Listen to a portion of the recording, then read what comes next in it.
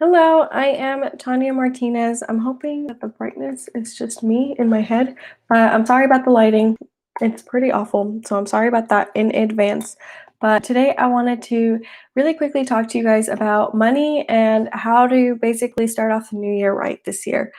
Because a lot of people have this misconception that whenever the new year starts, they set out all these goals, but really you should start right now. And for those of you guys that don't know me, I am Tania Martinez with Manifest Your Hustle. I'm super excited to talk to you guys today about my money journey and what I've done. So, just to really quickly preface this, I honestly did not know anything about money. If you would have seen me a few years ago, I was broke. I always lived I just always had an anxiety that I didn't know where I was gonna find like the money for my next bill, for my cell phone bill, for my car bill.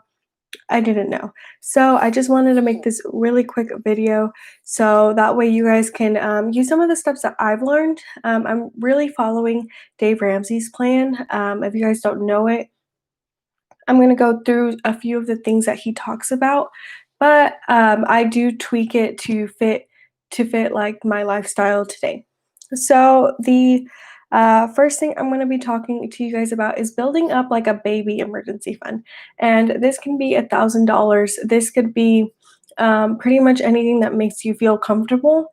And honestly, like he suggests $1,000 for some of you guys. You guys may have higher expenses because you own multiple properties or because you guys have a bigger family. So whatever that number be, 1,000, maybe it's 1,200.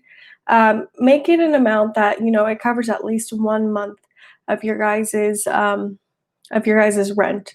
So that's the first step. So 1 month of rent or mortgage payment. I'm sorry, I'm looking down because I've got my notes.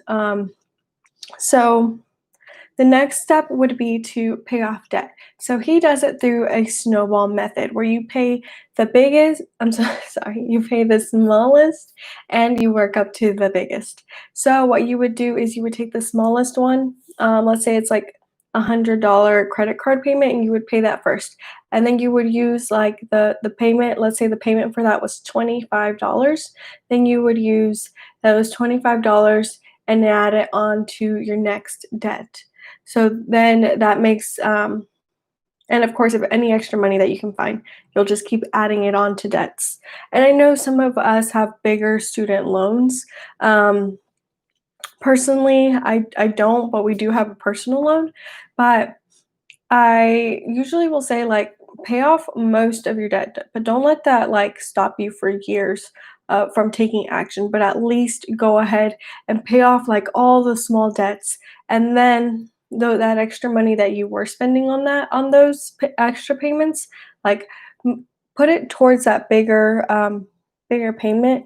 But don't let that if you know that's going to take years to pay off, I would say just go ahead and move on to the next step, which is 3 to 6 months of expenses. And I'm not saying that you guys need to stop focusing on that one. I'm just saying that maybe if it's the plan is like right now for it to take 5 years, figure out a way to do it in 2 years while working this plan. I don't intend for this, for you guys to still have this for the life of the loan, but I do intend for you guys to, pay it off faster so that way you guys aren't paying as much interest or doing other things, because I know some of the student loans are big. And I know, especially like if you're a doctor or if you're doing other things, like I just I would recommend to definitely pay off the smaller loans. And that might be anything under 5 grand, depending on your income. If you're making 100 grand a year, and if you've got debt spanning up to 25,000, I would say go ahead and pay those off this year. But if you guys have like a giant student loan of 100,000, which there are some people that do, because the average student loan um, debt is 37,000, I would go ahead and figure out. And let's say that's going to take you 15 years at 100,000, I would figure out a way to do it in like 7. Um, so that's on you to figure out that math, to figure that out. Luckily, um, I have a great husband that's been helping me and supporting me. I do not have student debt, but we do have mortgage debt, and we're trying to figure out how to pay that off and leverage that the best that we can. So, like I said, like all our debt is not 100% paid off, but I do believe that all the smaller debts need to be paid off. Like, you should not have credit card debt. Um, I know, like, some businesses say that it's a business expense, but I mean, it's fine. Use a credit card, but pay it off regularly. Like, pay it off at the end of the month. Don't let it accrue interest, because honestly, like, was that $5 Starbucks coffee really worth all the interest you're paying on it? It's honestly, to me, it's not. And so that's what I'm saying, guys. In 2020, we saw so many things go wrong. We saw people losing their jobs. We saw the pandemic, taking a toll on people's lives. So it's super important that we just pay off our debt and figure out ways to save money. So the next step is, like I was saying earlier, is save 3 to 6 months of expenses. So let's say that you guys are making a good income and you spend about 4 grand each month. And so, 3 months of that would look like 12 grand. And, 6 months may look like 24 grand. I will make one side note. If you are self-employed, you need to be saving that 6 months of expenses, because our season runs like this. It has its highs and its lows, so we need to make sure that during the lows we're not using our emergency fund as much, that we kind of have it set up to, if we do have a month where we don't sell any houses, um, that's fine, we can just move past it. But if we have a month that we sell 4 houses, then we can pocket that money and save it, and, use the rest to, for whatever you guys want, to invest in other properties, to just, take the family on vacation. You guys know what you guys like to do. And I'm not here to be like, oh, invest. Invest everything, don't have fun. I'm here to help you guys find a balance between everything. And that's why I say it's super important to figure out how to save, how to invest, and how to have fun with your money. Because honestly, I don't feel like money is a tool. Money is one of those things that we use every day, but yet we don't figure out how to manage it. So this was super important whenever I learned that, and that's how I started seeing money as a tool that helps me get what I want. And honestly, that's really helped me, because like I said, guys, before I was, sorry, I was so scared of money. I was so scared. Like, I let it rule my life, but I didn't plan out where it went. And if you guys don't plan out where every penny goes, like, honestly, it will fly away. And, like, for lack of better word, you will always be broke. And that sucks. Wouldn't you rather, take the time to figure out where your money's at, and then go and figure out like, where your money goes, instead of, it just kind of disappearing at the end of the month, and you're kind of left like, oh, what did I even do this month, type thing. And because, we live broke. When you're broke, we don't really go on vacations. We don't do that stuff. And if you are, good for you, but um, I don't know how your retirement will look in a few years. So make sure that, we have to keep a balance of everything. Because before I was, like I said, I went from a real period where I didn't know how to manage anything, to a period where I, like, focused in. and was like, okay, so I know where this dollar's going. This dollar is going to pay the rent. This dollar is going to pay the bills. We don't have anything else. And now I'm able to figure out like a balance and figure out where what money can go to fun, because that was one of the biggest things that I was lacking. I was lacking the ability for the money to go to fun things like, going on vacations, doing the things that we like to do. So, like I said, guys, there's a difference between like not knowing where your money's at, over focusing on it, and then just having like a balance with it. The last thing I wanted to kind of mention was start investing. And I know for some of us, like we're 25, we feel like, well, at least I'm 25. I don't know how old you are. And sometimes we feel like we get into this thing where we don't like, we feel like we've got a lot of time to invest. We feel like there's all the time in the world. But if you actually think about it, some of us are going to be retiring at age 50. So that's 25 years. And do we want to retire broke, or do we want to retire with something in the bank that can at least keep us afloat? Because I honestly don't think that even when I retire, I don't feel like I'm not going to do anything. I feel like I'm still going to want to work, but I want to have that cushion of knowing that I don't have to work. So this is kind of like the thing I wanted to talk to for 2021. We saw 2020. It was a complete, for the lack of a better word, shit show. But 2021, we can do better, and we will do better.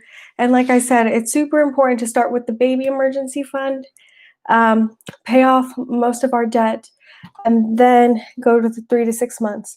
And then after that, start investing. And let me touch on one more thing for investing.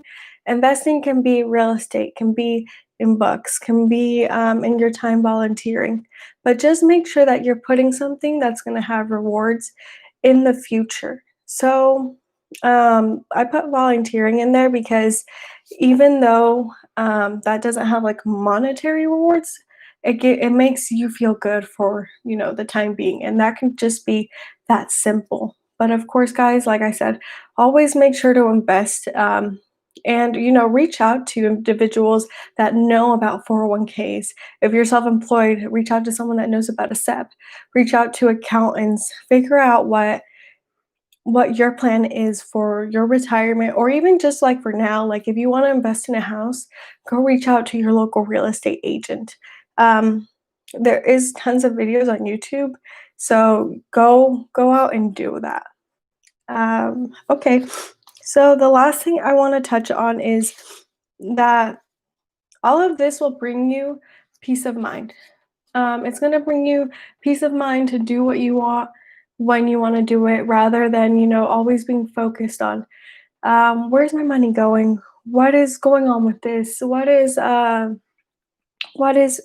you know like, what are you doing? Because like I said, guys, I was just so anxious, and I was just thinking about every dollar that came in, and I didn't have time to think about anything else. So that was kind of one of the most that was the most,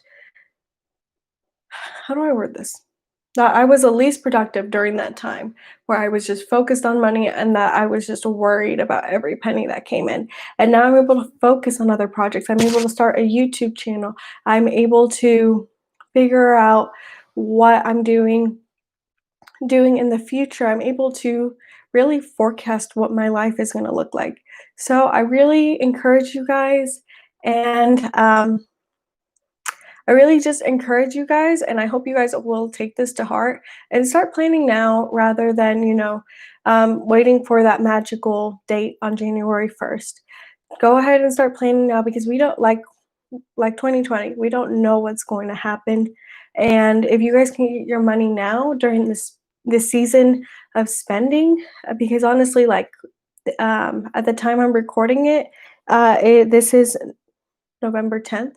So, we've got Christmas, we have Thanksgiving and New Year's coming up, and those are big spending seasons. So, if we look into ourselves and, allocate a budget for each present, for each outfit that we're gonna be wearing. I'm not saying don't do the stuff that you wanna do, just look at your budget and figure out, like, maybe you had planned or maybe you didn't have a plan. You just, we're gonna go out and buy those things for your parents, for your, siblings, for your significant other or friends, and you didn't have a plan of how much, but maybe now you can allocate, like, $25 per person, and that can be your plan. And then, like, for outfits and stuff, instead of going to the store, and buying like, $100 outfit that you only probably wear one time. Because to be honest, like, I used to go out and buy outfits that I only wore one time, and maybe you can you know, go look at other sites and order in advance for those, because because holidays and other events, like birthdays and stuff, usually, like, I've never heard of a holiday date changing. I've never heard of a birthday changing. Your birthday might change. If you choose to change it, that's fine. But other than that, they're pretty consistent every year. So we should be able to plan in advance for those and figure out exactly what we need. And like I said, guys, it just gives you a peace of mind of just knowing where your money is at. And and I mean, I can't explain it, but I just feel so much better now that I'm able to future plan, and I understand how money works. And I mean, like, I've read so many books. I don't have them here with me, or at least I don't have them very accessible, but um, You're a Badass at Making Money. Dave Ramsey's Debt Snowball book, that was really good. Robert Kiyosaki's Rich Dad Poor Dad, Everyday Millionaires. Even Tan France's book, Tan France, the guy from Queer Eye, had a really good book where he explained what like his money journey and how he dealt with money. And I thought the way he did it was really smart too. Okay, guys, so if you guys like this video, please make sure to give it a thumbs up and subscribe to my channel. I'll be putting out new videos every week, so I hope to see you guys soon. Bye.